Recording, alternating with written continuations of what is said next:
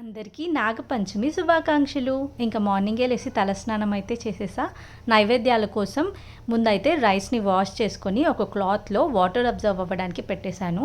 ఒక 10 మినిట్స్ తర్వాత ఆ రైస్ని మిక్సీలో వేసుకొని ఇలా పౌడర్ లాగా చేసుకోవాలి.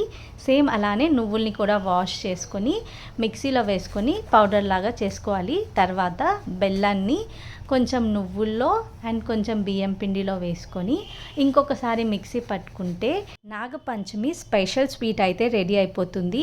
చాలామంది ఇదే పెడతారు అండ్ ఇంకా నేను కూడా చేసేసాను. ఇంకా టెంపుల్కి వెళ్ళడానికి అన్నీ అయితే పక్కన పెట్టుకున్నా.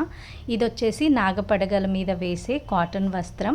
ఇదేమో మేము చేతికి కట్టుకునేది. అన్నిటికీ నేను పసుపు కుంకుమ అయితే పెట్టేశాను. ఇంకా అన్నీ రీచెక్ చేసుకున్నా. అభిషేకం కోసం ఈ కొబ్బెర అండ్ బెల్లం అయితే పెట్టుకున్నాను మిల్క్ వేసి అభిషేకం చేయడానికి. ఇంకా నేనైతే టెంపుల్కి వెళ్తున్నా.